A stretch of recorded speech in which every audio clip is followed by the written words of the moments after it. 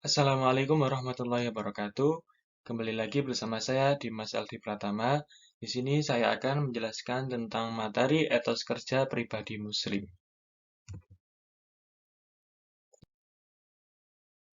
Yang pertama, subtema kita ada Quran Surat Al-Jumu'ah ayat 9 sampai 11. Yang kedua ada Quran Surat Al-Qasas ayat 77. Dan yang ketiga ada hadis riwayat Ibnu Majah.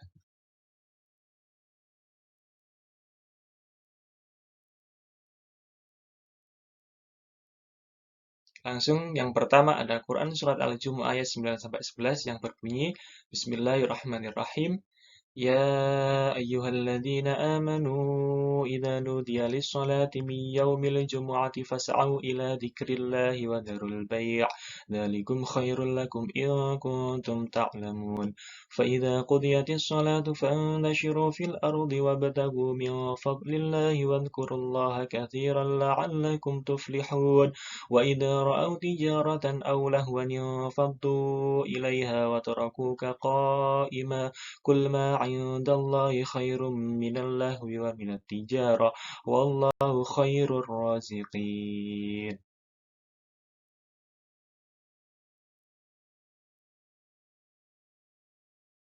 Yang artinya, wahai orang-orang yang beriman, apabila telah diseru untuk melaksanakan sholat pada hari Jumat, maka segeralah kamu mengingat Allah dan tinggalkanlah jual beli. Yang demikian itu lebih baik bagimu jika kamu mengetahui.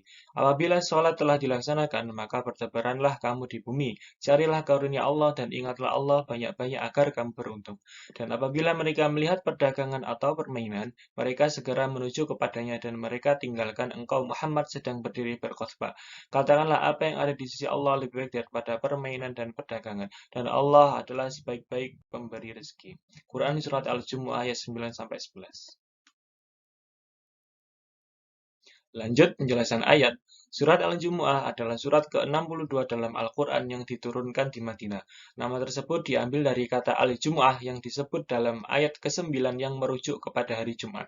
Surat Al-Jumu'ah merupakan surat ke-105 dari segi urutan turunnya wahyu. Surat Al-Jumu'ah turun sesudah surat At-Tahrim dan sebelum surat At-Taghabun. Surat Al-Jumu'ah terdiri dari 11 ayat. Kemudian Asbabun Nuzul. Asbabun nuzul atau sebab turunnya surat Al-Jumu'ah berkenaan dengan peristiwa sholat Jumat yang ditinggalkan para sahabat untuk melihat kafilah dagang dari Syam.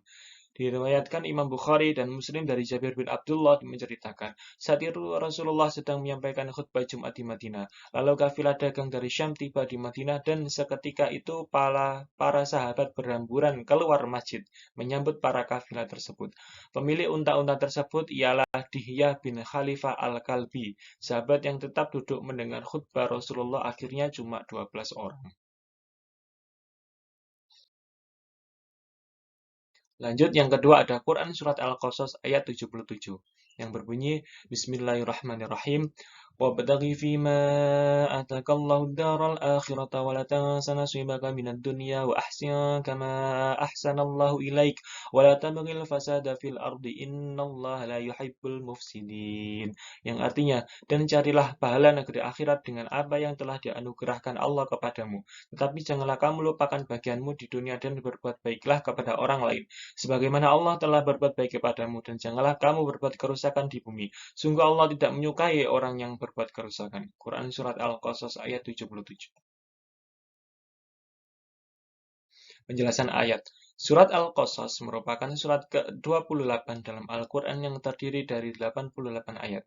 Mengutip buku Tafsir fi Dhilalil Quran jilid 5 oleh Sayyid Qutbi, Al-Qasas merupakan ke dalam surat Makiyah yang diturunkan saat kaum muslimin berada dalam kondisi yang sangat lemah akibat kekejaman kaum musyrik di Mekah.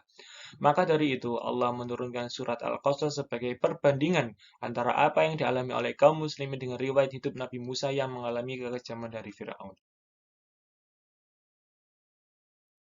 Kemudian Azabun Nuzul. Mengutip buku Asbabun Nuzul, sebab-sebab turunnya ayat Al-Quran oleh Imam Asyuti, ada seseorang dari kalangan Bani Israel bernama Korun. Ia sangat soleh, tapi secara materi sangat miskin. Korun kemudian menemui Nabi Musa untuk minta didoakan agar menjadi orang kaya. Setelah didoakan Nabi Musa, nasib Korun berubah karena kekayaannya berlimpah. Ia lantas tak hanya kaya secara spiritual, tetapi juga secara materi. Sayangnya, setelah mendapatkan apa yang diinginkannya, kesolehan Korun berkurang. Ia meninggalkan ibadah dan berhenti peduli terhadap orang lain. Harta telah menodai iman Korun dan membuatnya menjadi orang yang durhaka. Pada akhirnya Korun terjerumus dalam kebinasaan. Kisah Korun inilah yang kemudian melatar belakangi turunnya surat Al-Qasas ayat 77. Kemudian yang terakhir ada hadis tentang etos kerja yang berbunyi Anil Miqdami bin Ma'di karib Az-Zubaydi ar Rasulullah sallallahu alaihi wasallam qol ma kasaba ar-rajulu kasban atyaba min amali yadihi wa ma anfaqa ar-rajulu ala nafsihi wa ahlihi wa waladihi wa khadimihi fa huwa shadaqah. Yang artinya dari Al-Miqdam bin Ma'di karib Az-Zubaydi dari Rasulullah sallallahu alaihi wasallam bersabda, tidak ada yang lebih baik dari usaha seorang laki-laki kecuali dari hasil tangannya sendiri, dan apa-apa yang diinfakkan oleh seorang laki-laki kepada diri, istri, anak dan pembantunya adalah sedekah. Hadis riwayat Ibnu Majah. Penjelasan hadis, hadis di atas merupakan motivasi dari Nabi kepada kaum muslimin untuk memiliki semangat etos kerja yang tinggi. Kita dilarang oleh Nabi hanya bertopang dagu dan berpangku tangan mengharap rezeki datang dari langit. Kita harus giat bekerja untuk memenuhi kebutuhan hidup diri dan keluarga. Bahkan dikatakan oleh Nabi bahwa tidak ada yang lebih baik dari usaha seseorang kecuali hasil kerjanya sendiri. Hal ini tentunya juga bukan sembarang kerja, tetapi pekerjaan yang halal dan tidak bertentangan dengan syariat agama Islam. Nilai mulia bukan hanya dari sisi memperolehnya saja, membelanjakannya pun untuk anak, istri, dan pembantu dinilai sedekah oleh Allah SWT.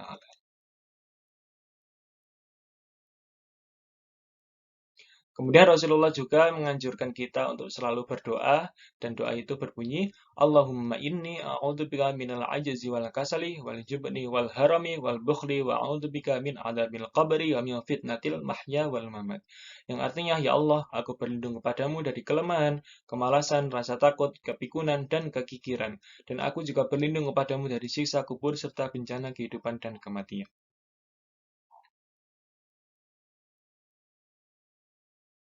Sekian penjelasan materi dari saya untuk kali ini. Terima kasih banyak. Wassalamualaikum warahmatullahi wabarakatuh.